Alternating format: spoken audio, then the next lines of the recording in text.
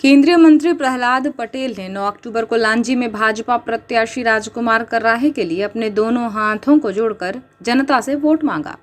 अपने पूर्व निर्धारित कार्यक्रम से देरी से पहुंचे केंद्रीय मंत्री पटेल पूर्व निर्धारित पालडोंगरी से लांजी तक 4.5 किलोमीटर की पदयात्रा नहीं कर सके और सीधे आम सभा में ही जनता से संवाद किया।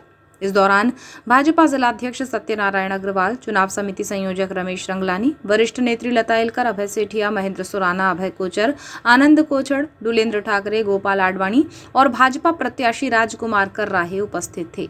यहाँ उन्होंने बिना नाम लिए पूर्व विधायक रमेश भटेरे पर हमला करते हुए कहा कि मैं किसी को दोषी ठहराने नहीं आया हूँ, लेकिन जो चुनौती दे रहा है उन्हें ये बताने आया हूँ कि हम भारत माता के वैभव के लिए चलने वाले हैं, सत्ता के लिए नहीं। हम मृत्यु से डरने वाले नहीं, चुनौती को स्वीकार करने वाले लोग हैं। ऐसा माना जा रहा था कि केंद्रीय मंत्री प्रहलाद पटेल का लांजी आगमन लांजी विधानसभा में प्रत्याशी घोषणा के बाद से शुरू हुए विरोध पर विराम लगाने के लिए हुआ है और किसी तरह भाई साहब अपने अनुज पूर्व विधायक रमेश भटेरे को मना लेंगे, लेकिन ऐसा कुछ नजर नहीं आया। केंद्रीय मंत्री की सभा से न केवल प्रत्याशी के विरोध में खड़े पूर्व विधायक रमेश भटेरे नजर आए और न ही उनके भाजपा समर्थक। अपने अनुज जालम सिंह का उनकी खातिर नरसिंहपुर विधानसभा सीट छोड़ देने को संस्कार बताते हुए केंद्रीय मंत्री प्रहलाद पटेल ने पूर्व विधायक रमेश भटेरे के संस्कारों पर सवाल खड़े कर दिए। उन्होंने कहा कि राजनीति व्यापार नहीं है, व्यापार करना है तो कोई अनैतिक व्यापार किए जा सकते हैं, कुछ नैतिक व्यापार भी किए जा सकते हैं। ये लोकतंत्र की ताकत है कि पैसे के दम पर कोई चुनाव नहीं जीत पाया, जबकि विचार के दम पर फक्कड़ व्यक्ति ने चुनाव जीता। यहाँ उन्होंने द्रोणाचार्य और कौरवों और पांडवों से ली गई परीक्षा के दौरान युधिष्ठिर के संवाद का उदाहरण देते हुए कहा कि आज जिस प्रसन्नता से मैं पैसे ले रहा हूँ, क्या पता उस नियत से बाद में मनस्थिति से वापस करने लायक रहूंगा या नहीं। उन्होंने कहा कि जो कुछ हमें मिला है वो भाजपा ने दिया है, हमें इसे अपनी बपौती नहीं समझनी चाहिए। जब मिला तो लेते समय तो खुश होते थे, गर्व करते थे, और आज जब छिन रहा है तो तड़प रहे हैं। भाजपा में आने का मतलब है विचार के साथ जीना और विचार के साथ में मरना। पदों के लिए नहीं, प्रतिष्ठा बल के लिए नहीं, धन के लिए नहीं। बल्कि हमारे यहाँ कहा गया है जो धन कमाने के लिए आएगा धन मिल जाएगा, राजनीति खत्म हो जाएगी। जो यश के लिए आएगा यश मिलेगा, उसके बाद उसकी राजनीति खत्म हो जाएगी। जो प्रतिष्ठा और पद के लिए आएगा पद मिलेगा, राजनीति पूरी मान लेगा। लेकिन जो विचार के साथ राजनीति में होगा उसकी उम्र पूरी हो जाएगी, शरीर नष्ट हो जाएगा, लेकिन विचार की ताकत खत्म नहीं होगी।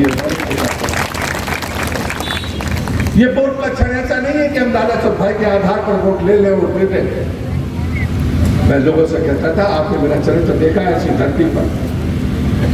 मैं कहता था मैं प्रहलाद पटेल हूं, भयभीत भी नहीं होता, भयभीत करता भी नहीं हूं, लेकिन जहां भय हो वहां खत्म करने का काम जरूर करता हूं। ये बात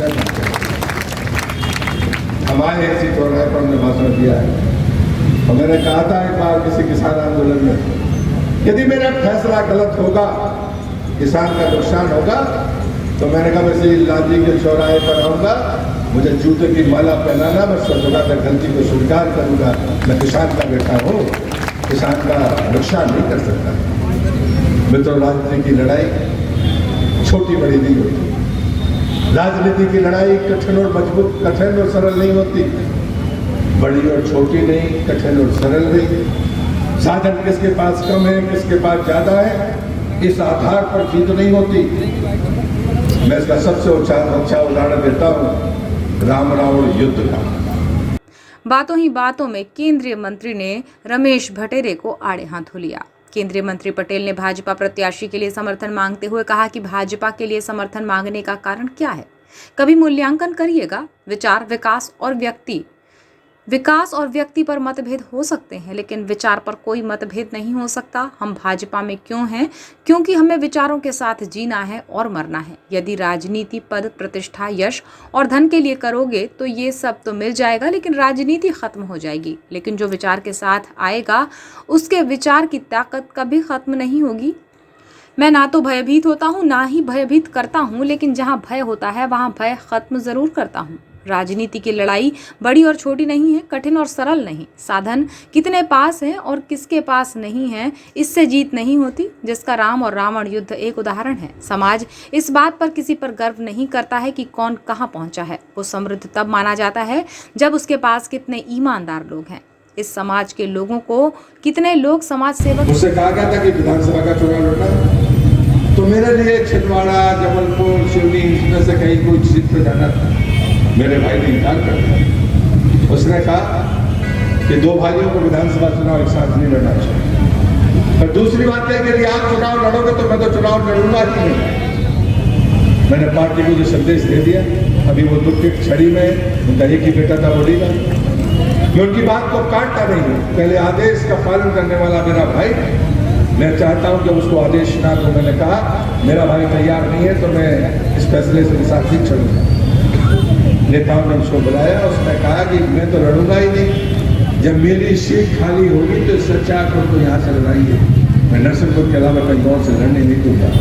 मैं पूरी जिंदगी बाहर चुनाव लड़ा, आपके यहाँ भी आके मैंने चुनाव लड़ा है, छिंदवाड़ा में लड़ा है, सिवनी में लड़ा है, पिछले 2 चुनाव दमोह से लड़ रहा हूँ। मैंने कभी मना नहीं किया है, लेकिन इस बार मैंने लाचारी व्यक्त की। लेकिन मैं राम नहीं हूँ, लेकिन मुझे गर्व है कि मेरा अनुज ने वो काम किया भरत की तरह का। ये बात सिर्फ इसलिए नहीं कि मेरा भाई है, ये संस्कार की ताकत के रूप में जानते हैं। वहीं केंद्रीय मंत्री प्रहलाद पटेल के सभा में पूर्व विधायक रमेश भट्टेरे और उनके समर्थकों के नहीं पहुंचने से कई तरह के सवाल खड़े हो रहे हैं। आशंका ये भी जाहिर की जा रही है कि बीते दिवस उनकी सोशल मीडिया पोस्ट के अनुसार वो पिता के 1990 में उठाए गए कदम पर चल सकते हैं।